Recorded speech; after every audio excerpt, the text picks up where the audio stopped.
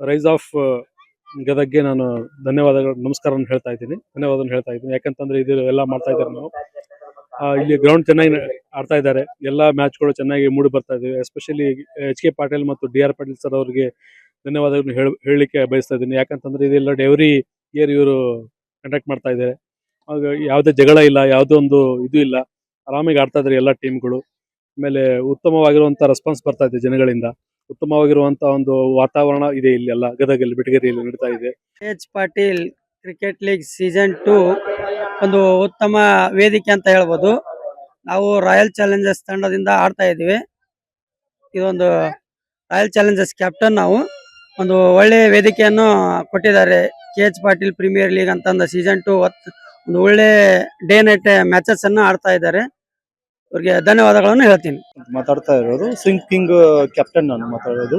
Sir, ಈ ತರ ನಾವು ಟೂರ್ನಮೆಂಟ್ ಕನಸು ಮನಸ್ಸೊಳಗೆ ಅನ್ಕೊಂಡಿದ್ದಿಲ್ಲ ಈ ತರ ಟೂರ್ನಮೆಂಟ್ ಆಗುತ್ತಂತಂದು.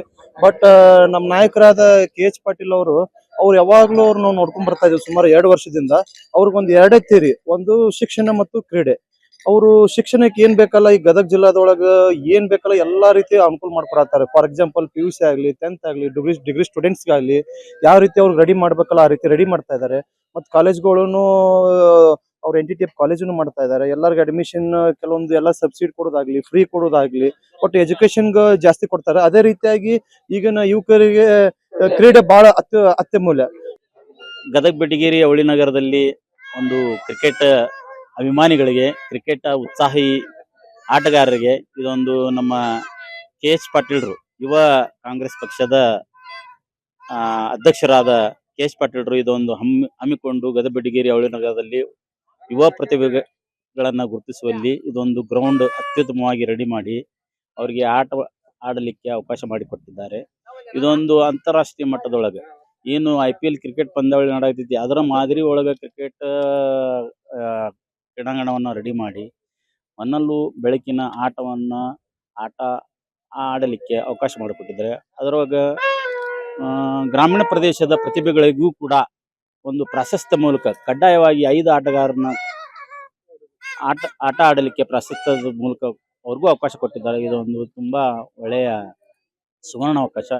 ಜನ ನೋಡುವಂಗ ಇಂಥ ಪ್ರಬಲವಾದ ಕೆಲಸ ನಂಬರ್ 1 ಇಂಥ ಕೆಲಸ ಯಾವ ಜಿಲ್ಲಾದೊಳಗೆ ಇಂಥ ಕ್ರಿಕೆಟ್ ಆಡೋದಿಲ್ಲ. ನಮ್ಮ ಗದಗ ಜಿಲ್ಲಾದಾಗ ಇಂಥದ ಸ್ಪರ್ಧೆ ನಡಿತೈತಿ, ಸ್ಪಂದನೆ ನಡಿತೈತಿ. ಆಮೇಲೆ ಎಲ್ಲ ನಮ್ಗೆ ಸಾಹೇಬರು ಒತ್ತು ಕೊಟ್ಟು ಎಲ್ಲ ರೀತಿಯಿಂದ ಎಲ್ಲ ಮಕ್ಕಳು ನೋಡ್ಕೊತಾರ, ಕುಸ್ತಿ ನೋಡ್ಕೊತಾರ, ಕ್ರಿಕೆಟ್ ನೋಡ್ಕೊತಾರ. ಮತ್ತು ರಾತ್ರಿ ಅಂದ್ರು ಇಷ್ಟು ಜನ ಕೂಡ್ಯಾರ. ಇಂಥ ಅದೊಂದು ಶಕ್ತಿ ನಮ್ಮ ಸಾಹೇಬರು ಹಾರೈಸ್ತೀನಿ. ಇಂಥವು ಇನ್ನೂ ಸಾವಿರಾರು ಶಕ್ತಿ ಕೊಲ್ಲಿ ಅವ್ರಿಗೆ.